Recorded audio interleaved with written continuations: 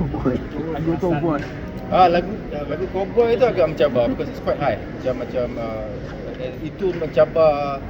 Quite honestly, I think the range yang paling tinggi yang saya pernah buat lah. Dari untuk album tu untuk live. Untuk album antara mencabar is that. Tetapi untuk Jiwa Raga pun hancur kecewa pun. The trick was, saya dah rekod tapi saya macam kenapa tak rasa dia punya kekecewaan. I think you all saw. Memang saya koyakkan suara. That's where you get the I think the whole idea is to get that emotion across. Susah to get that lah because once you lose your voice that to control susah. Lama tak ambil masa nak koyakkan suara you nak record? What I did was I just sang the song over and over, buat.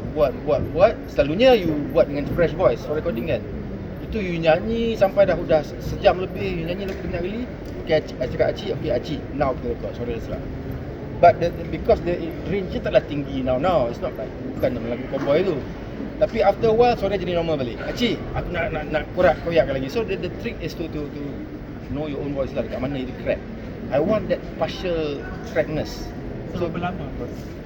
It was a one night punya thing lah. I think overall maybe 2-3 jam aku tak lah punya benda. Tapi it was enough to get that lah, to get that coarseness, kasar, because you won't get that in Caribbean. Tu ada